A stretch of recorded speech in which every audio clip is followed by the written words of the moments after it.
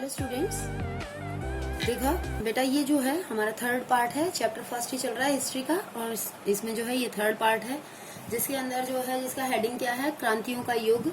ठीक है 1830 टू 1848, 1830 से लेकर के 1848 तक का टाइम है। ठीक है, इसमें जो है इसको जो है 3 पार्ट्स में बांटा गया है। तो मैं 1 बाय 1 आपको फटाफट तीनों पार्ट्स बता देती हूँ। तीनों पार्ट्स छोटे छोटे हैं, इजी हैं, आपको बिल्कुल भी प्रॉब्लम नहीं होगी।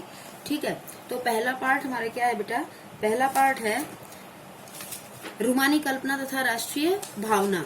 रूमानी कल्पना का मतलब क्या होता है, यानी कि the romantic imagination and national feeling.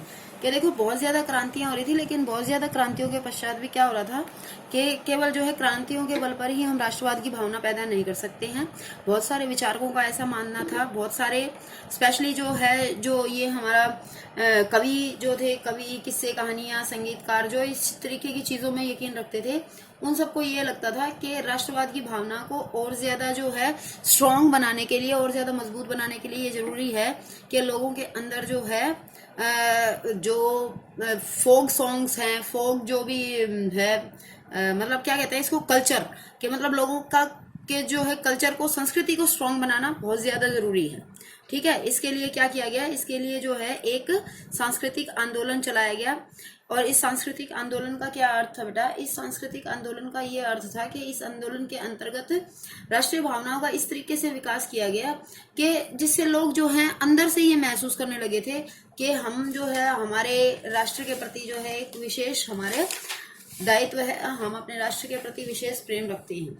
देखो इसमें जो है एक जर्मन दार्शनिक थे, योहान गॉटफ्रीड, उन्होंने बहुत ही ज्यादा इंपॉर्टेंट रोल इसमें निभाया है। उन्होंने ये कहा कि जो साइंस है, ठीक है, तर्क वितर्क है, ये सब चीजें बकवास है, और इसके स्थान पर हमें किस चीज का महत्व देना चाहिए, इस चीज के हमको महत्व देना चाहिए, भावनाओं को महत्व देना चाहिए। जो लोगों के अंतर्दृष्टि है, यानी कि अंदर के जो भावनाएं हैं उनकी, उस पर ध्यान देना चाहिए। इन ये सारी चीजों पर अगर हम ध्यान देंगे तो हमारे एक सामूहिक जो एक मतलब साझी सामूहिक विरासत जो है हमें महसूस होगी कि हमारे सबकी एक जैसी भाषा है, हम सब एक जैसे हैं। इसके लिए क्या कहा, योहान गॉटफ्रीड ने ये कहा कि लोगों के बीच में क्या करो, लोक संगीत गाओ, लोक नृत्य करो, कविताएं करो, पाठ करो, किस्से कहानियां सुनाओ, नाटक दिखाओ। क्योंकि बहुत सारी जनसंख्या ऐसी थी जो क्या थी बेटा, जो निरक्षर थी, और वो जो है लिखे हुए साहित्य को पढ़ करके जागरूक नहीं हो सकती थी। ठीक है, तो ऐसी स्थिति में क्या हुआ, ऐसी स्थिति में जो है ये इस तरीके का जो रूमानीवाद जो चला वो काफी फायदेमंद हुआ राष्ट्रवाद की भावना को निरक्षर लोगों के बीच में पैदा करने के लिए। सेम देखो 18वीं सदी में क्या सिस्टम था, 18वीं सदी में एक हुआ कि जो पोलैंड था उसको अलग कर दिया गया था, किन के द्वारा, ये पर, यानी कि देखो मैंने आपको एक बताया था ब्रिटेन पर, तो ब्रिटेन तो हटा दो, यहाँ पर सिर्फ पर मतलब पर्शिया, ऑस्ट्रिया और रशिया, इन सबने क्या कर दिया था, पोलैंड को एक अलग कंट्री के रूप में कर रखा था। उसके ऊपर जो है मतलब उसको स्वतंत्र नहीं छोड़ रखा था, उसके ऊपर अपना अधिकार जमा रखा था। ठीक है, और पोलैंड जो है सबसे ज्यादा पोलैंड के अंदर इस तरीके का जो ये था सांस्कृतिक जो आंदोलन था, उसके माध्यम से क्रांति फैलाने की ज्यादा कोशिश की जा रही थी, राष्ट्रवाद की भावना लोगों के अंदर फैलाने की ज्यादा कोशिश की जा रही थी।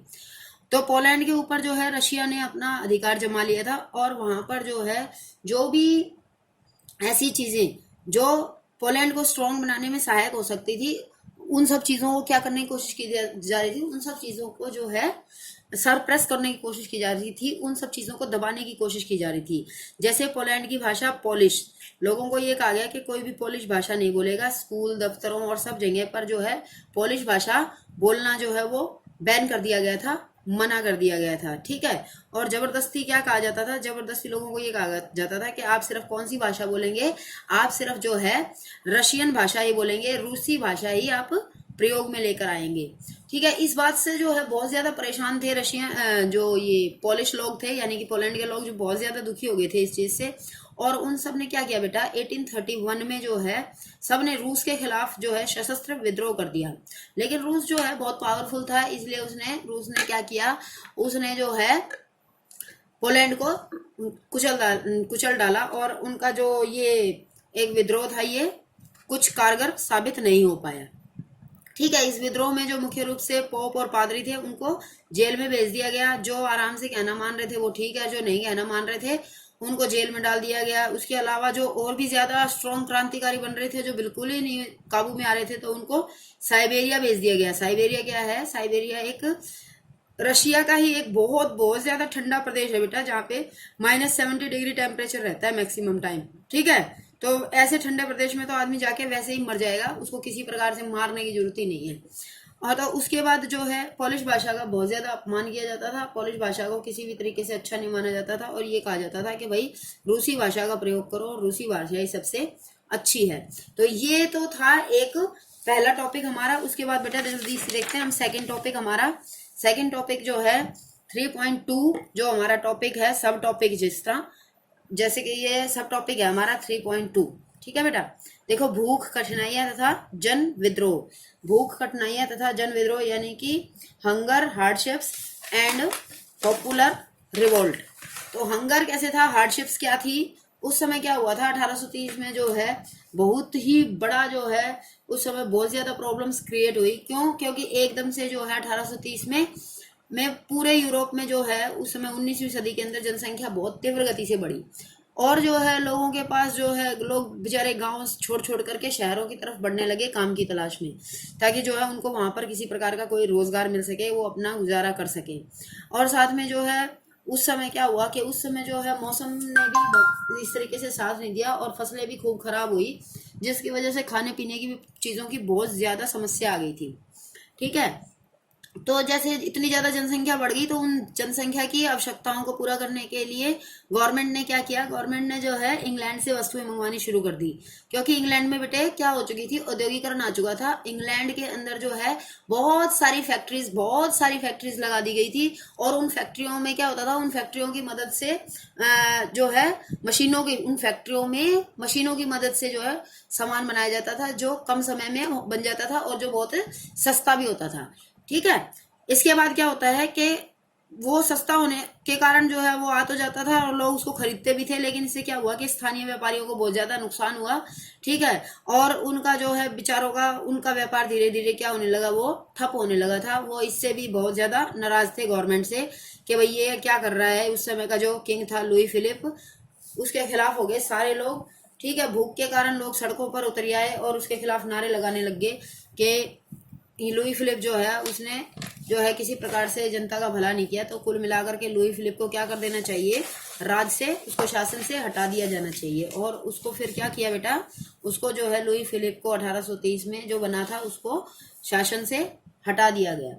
ठीक है, लुई फिलिप तो हट गया, और लुई फिलिप के जगह क्या हुआ, एक गणतंत्र की घोषणा की गई, और उस गणतंत्र की घोषणा के अंतर्गत राष्ट्रीय सभा बनाई गई। उस राष्ट्रीय सभा द्वारा कुछ नियम निर्धारित किए गए। उन नियम क्या क्या थे बेटे, एक तो ये कहा गया कि भाई 21 वर्ष से ऊपर के व्यक्ति को वोट का अधिकार दिया जाए। दूसरी बात क्या कही गई कि काम के अधिकार की गारंटी दी जाए, कि लोग जो हैं बेचारे बिना काम के बेरोजगार घूम रहे हैं, इनके लिए रोजगार का जो है रोजगार के अवसर उपलब्ध कराए जाने चाहिए। तीसरा क्या कहा कि सरकारी कारखाने स्पेशली बनाए जाए। ठीक है, सरकारी कारखाने अगर बनाए जाएंगे तो सरकारी कारखानों से जो है ये इंश्योर हो जाएगा कि भाई हाँ रोजगार के साधन उपलब्ध हैं और सरकार कुछ कर रही है। ठीक है, ये सारा कुछ जो है इसके ऊपर जोर दिया गया, इसके ऊपर जो है ध्यान देने के लिए कहा गया सरकार से। बेटा इसी समय जो है एक और स्टोरी इसके साथ ही आ जाती है बीच में, 1845 में। 1845 में क्या होता है, आपने किताब में दे रखा है बेटे, सिलेसिया नामक एक स्थान है। सिलेसिया के बुनकरों के ऊपर जो है क्या होता है, वो बुनकर विद्रोह कर देते हैं। विद्रोह क्यों कर देते हैं, देखो क्या होता है, जनसंख्या बहुत ज्यादा होती है, काम करने वाले तो बहुत ज्यादा होते हैं। तो ऐसी स्थिति में क्या करते हैं, जो व्यापारी लोग होते हैं, जब ज्यादा काम करने वाले लोग होते हैं तो ऑटोमेटिकली क्या करते हैं, वो उनकी वेजेस घटा देते हैं। ठीक है, उनकी मजदूरी कम कर देते हैं, क्योंकि उनके पास बहुत सारे काम करने वाले हैं। इसलिए जो है ये जरूरी नहीं है कि वो ज्यादा महंगी मजदूरी में किसी भी व्यक्ति को काम पर रखें। तो यहाँ पर भी सेम यही था कि सिलेसिया में क्या होता था कि बुनकर जो होते थे वो ठेकेदार से क्या करते थे, ठेकेदार उनको कच्चा माल देके जाता था और उनसे जो है बदले में बना हुआ माल उनसे वापस लेकर जाता था। तो ये जितने भी जो बुनकर थे ये कह रहे थे कि भाई थोड़ी क्या करनी चाहिए, हमारी वेजेस बढ़ानी चाहिए। इतना ज्यादा जो है चारों तरफ भूख और कठिनाइयों का समय चल रहा है, हम इतने ज्यादा परेशान हैं, इसलिए कृपा करके आप हमारा वेतन बढ़ा दो। तो बार बार कहने के बावजूद भी उन लोगों ने जो है इसकी बात नहीं सुनी। और इतने ज्यादा परेशान हो गए वो, एक दिन सारे बुनकर इकट्ठे होकर के और ठेकेदार के की कोठी पर ही पहुंच जाते हैं, उसके घर पर ही पहुंच जाते हैं और वहां जाकर के नारे लगाने लग जाते हैं बुरी तरीके से। फिर वो नारे नहीं सुनता है, बाहर नहीं आता है, तो वो सब उसके घर के अंदर घुस जाते हैं और उसकी सारा खिड़की दरवाजे सब तोड़ फोड़ करके और वहां पे बुरा हाल मचा देते हैं बेटा। इस सारा कुछ ये प्रोग्राम देख करके ठेकेदार तो इतना ज्यादा घबरा जाता है कि वो अपने पड़ोसियों के पास भाग जाता है, लेकिन पड़ोसी भी डर के मारे जो है उनको घर में नहीं घुसने देते और वो उसको मना कर देते हैं। फिर वो जो है सेना को लेकर के आता है और सेना की मदद से जो है वो अपने घर वापस लौट करके आता है।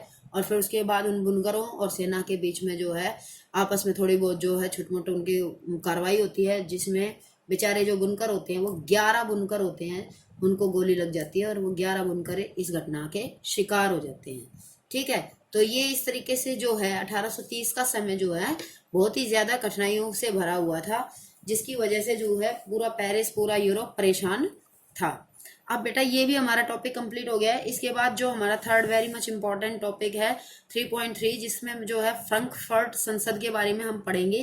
फ्रैंकफर्ट संसद क्या है बेटा? ये एक जो है फ्रैंकफर्ट तो क्या है, फ्रैंकफर्ट शहर है, ठीक है, और ये जर्मन का एक शहर है, फ्रैंकफर्ट शहर जर्मन का शहर है, और इसके अंदर जो संसद है वो फ्रैंकफर्ट संसद है। ठीक है, उसके बारे में हम पढ़ेंगे। तो इसका हेडिंग क्या है अपना? उदारवादियों की क्रांति, 1848 उदारवादियों की क्रांति। देखो उदारवादियों की क्रांति आपने जो है मैंने पूरे अच्छे से समझाया कि उदारवादी कौन थे। जो पढ़े लिखे क्लास था वो सारा उदारवादियों से भरा हुआ था। ठीक है, एक तरफ तो बेटा ये वाले लोग जो अशिक्षित हैं, ठीक है, जो गरीबी बेरोजगारी और भूखमरी का शिकार हैं, वो भी विद्रोह कर रहे हैं, और दूसरी तरफ ये वाले लोग जो पढ़े लिखे हैं, ठीक है, ये भी जो है क्रांति कर रहे हैं। तो ऐसे में ये लोग जो है यहाँ पर जो है ये भी यहाँ पे भी विद्रोह, यहाँ पर भी विद्रोह, तो कुल मिलाकर के जो है मैंने आपको बताया कि लुई फिलिप क्या होता है, अपनी गद्दी छोड़ के भाग जाता है। ठीक है, और गद्दी छोड़कर भागने के बाद एक गणतंत्र की घोषणा की जाती है और ये कहा जाता है कि क्या होंगे कि जो है राष्ट्र राज्यों का निर्माण होना चाहिए, और जिसके लिए क्या होगी, वोटिंग्स होंगी, जिसमें सभी पुरुषों को वोट का अधिकार दिया जाना चाहिए। साथ में ही जो बेटा ये पढ़े लिखे लोग थे, इन्होंने साथ में ही क्या कहा कि क्या होगा, संविधानवाद के आधार पर, यानी कि संविधान के आधार पर राजा तो बनाया जाएगा, लेकिन राजा के आधार पर काम नहीं चलेगा। देश का काम किसके आधार पर चलेगा? संविधान के आधार पर चलेगा। ये संविधानवाद की भी उन्होंने डिमांड की। ठीक है, उन्होंने मांग की कि संविधानवाद भी होना चाहिए, यानी कि जो राजा का शासन तो जाना ही चाहिए, राजा के शासन के जाने के साथ साथ क्या स्थापित होना चाहिए? संविधानवाद होना चाहिए। कॉन्स्टिट्यूशनल जो है मोनार्की आनी चाहिए, यानी कि संविधानवाद होना चाहिए। ठीक है, जिसमें क्या होगा, संविधान प्रमुख भूमिका निभाएगा। प्रेस की स्वतंत्रता होनी चाहिए ताकि लोग अपने विचार अभिव्यक्त कर सकें, जैसी भी सही गलत जो बात हो वो कह सके। उसके बाद जो है पार्टी बनाने की स्वतंत्रता होनी चाहिए कि भाई जो है अगर इलेक्शंस होंगे तो पार्टी बनाने की भी स्वतंत्रता होगी, तभी इलेक्शंस का फायदा होगा। ठीक है, जब पार्टी बना पाएंगे अगर उदारवादी लोग, तो फिर जो है वो चुनाव में भाग लेंगे और वो अपना शासक, वो खुद भी शासक बन पाएंगे। मतलब कहने की बात ये थी। ठीक है, इसके बाद जो है बहुत ही इंपॉर्टेंट बात है कि जर्मन के अंदर क्या था बेटा, जर्मन के जो इलाके थे उनमें बहुत बड़ी संख्या में राजनीतिक संगठन थे, जो कि क्या करते थे, जिन्होंने जो है चुनाव में क्या किया, जिन्होंने चुनाव में जो है सर्व जर्मन नेशनल असेंबली, ये पार्टी थी एक, सबने उसको वोटिंग किया और उसको वोट कर करके उस पार्टी को जिता डाला, उस पार्टी को जिता दिया। कुल जो है 831 निर्वाचित सदस्य बेटा जो है फ्रैंकफर्ट संसद में पहुंच गए थे। ठीक है, कब? 18 मई 1848 में। तो ये जितने भी उदारवादियों के जो राजनीतिक संगठनों में जो एकत्र हुए थे, उन सब ने किसको वोट किया? सर्व जर्मन नेशनल असेंबली को वोट किया, और 831 निर्वाचित प्रतिनिधि कहाँ पहुंच गए? फ्रैंकफर्ट संसद में पहुंच गए। और ये अपने साथ क्या लेकर के आए थे? एक लिखा हुआ संविधान भी इनके हाथ में था, जो जर्मनी के लिए लिखा गया था। ठीक है, तो ये बहुत अच्छी बात थी, और इन्होंने इस बात की शुरू में ही कह दिया था कि भाई कैसे संविधानवाद के आधार पर चलना चाहिए, कि भाई राजा तो होना चाहिए, लेकिन राजा काम किसके आधार पर करेगा? संविधान के आधार पर काम करेगा। ठीक है, संविधान के आधार पर काम करेगा, ये कहा था इसने। तो अब क्या होता है बेटा कि ये कहते हैं, किसको कहते हैं? ये कहते हैं फ्रेडरिक विलियम चतुर्थ को कहते हैं, कि जो पर्शिया का राजा था उस समय, पर्शिया के राजा को कहते हैं, पर्शिया का जो किंग था उसको कहते हैं कि आप क्या करो कि आप जो है इस तरीके के किंग हमारे यहाँ पर जो है जर्मन के अंदर बन जाओ। लेकिन वो जो वो जो फ्रेडरिक विलहेम था वो इस बात से मना कर देता। वो कहता है कि नहीं, मैं जो है ऐसा किंग नहीं बनना चाहता जिसका जो है शासन की सत्ता की शक्ति जिसके हाथ में कुछ भी ना हो, सारा काम संविधान के अनुसार अगर करना है तो फिर मेरी कोई आवश्यकता ही नहीं है। तो वो मना कर देता है कुल मिला करके। तब जब वो मना कर देता है तो उसके बाद क्या होता है, उसके बाद जो है सारे चक्कर में पड़ जाते हैं, भाई अब क्या करें अब क्या करें। दूसरी तरफ से जब राजा मना कर देता है तो सारे के सारे जो कुलीन वर्ग होता है, यानी जो बड़ा जो एरिस्टोक्रेसी होते हैं वो और सेना, सारे के सारे विरुद्ध हो जाते हैं कि भाई ये तो गलत बात है, अगर इस तरीके से जो है राजा नहीं बैठेगा तो फिर कैसे काम चलेगा। दूसरी तरफ से जो है किसान और कारीगर भी अपनी कुछ डिमांड रख रहे होते हैं। तो ये जो होते हैं निर्वाचित प्रतिनिधि जो होते हैं ये कहते हैं कि नहीं नहीं, हम तुम्हारी कोई डिमांड्स पूरी नहीं कर सकते हैं।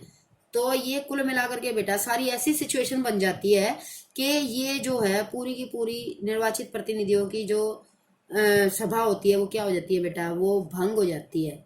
ठीक है, वो बदकिस्मती से भंग हो जाती है, उसको जो है वो खत्म हो जाती है, जिसमें जो जिसको इतनी मुश्किल से जो बनी थी वो अब भंग हो जाती है। तो उसके बाद क्या होता है, उसके बाद भंग होने के बाद क्या सिचुएशन आती है कि जितने भी जो ये जो नेशनल जो सर्व जर्मन नेशनल असेंबली थी वो तो भंग हो गई है, लेकिन उसी समय पे सेम जो है ये देखा जाता है कि उदारवादी आंदोलन के अंदर जो है महिलाओं को किसी भी प्रकार के अधिकार प्रदान नहीं किए गए थे। महिलाओं को ये बात बहुत बुरी लगती है। महिलाएं जो है वहां पर क्या थी बेटा, महिलाओं की स्थिति क्या थी कि वो जो केवल जो है जब वोटिंग हो रहा था तो उस समय जो है वो सेंट पॉल चर्च के अंदर जो है केवल ऊपर की एक बालकनी सी बनी हुई थी। आपके बुक के अंदर वो चित्र दे रखा है बहुत बड़ा, फ्रैंकफर्ट संसद का। तो वहां पर आप देख लोगे पेज नंबर जो है आपका 18 है, वहां पे वो चित्र बना हुआ है बहुत बड़ा। एक फ्रैंकफर्ट संसद था, वहां पे ऊपर की तरफ जो है वो बैठी हुई थी। ठीक है, वो ऊपर ऐसे बैठी हुई थी बेचारी जैसे उनको, क्योंकि उनको किसी प्रकार की वोटिंग का कोई अधिकार था ही नहीं। तो महिलाओं को भी ये बात बहुत ज्यादा बुरी लग रही थी कि भाई उन्होंने इतना एफर्ट किया है, इतनी क्रांति में जो है सहयोग किया है, लेकिन उनको किसी प्रकार का कोई अधिकार ही नहीं दिया गया। इसके बाद क्या होता है बेटा कि ये सारा रेवोल्यूशन हो जाता है, ये सब चीजें हो जाती है, ये जो है भंग भी हो जाती है। भंग होने के बाद जो है, ये भंग होने के बाद वापस किसके पास शक्ति चली जाती है, वापस जो है भंग होने के बाद शक्ति फिर से किसके पास पहुंच जाती है, रूढ़िवादियों के पास फिर से वापस शक्ति पहुंच जाती है। और रूढ़िवादी जो है लेकिन अब ये समझ चुके थे कि अगर जो है राजा का शासन आता भी है, ठीक है, तो भी जो है इन लोगों को पहले से ज्यादा अधिकार देने होंगे, इनको पहले से ज्यादा छूट देनी होगी। समझ गए, किनको, जो भी ये जो क्रांतिकारी या जो उदारवादी जो हैं पीजेंट्री ग्रुप जो है उनको पहले से ज्यादा अधिकार दिए जाएंगे, तभी जो है हम इनके ऊपर अपना शासन स्थापित कर पाएंगे। ठीक है, और इन्होंने इस तरीके से जो है अपना राजतंत्र स्थापित करने के लिए निरंकुश राजतंत्र में जो है कुछ परिवर्तन कर लिए। इसके साथ ही बेटे क्या था कि जो भी हैब्सबर्ग अधिकार वाले जितने भी क्षेत्र थे रूस में, वहां पर भी जो भूदासत्व और बंधुआ मजदूर की जो प्रणाली चली हुई थी उसको भी खत्म कर दिया गया था। लोगों को पहले से ज्यादा अधिकार दिए गए। कुल मिलाकर के जो है मोनार्की तो नहीं खत्म हो पाई इस आंदोलन से, लेकिन कम से कम जो है उनकी स्थिति पहले से बेहतर हो गई थी। Thank you all of you, bye.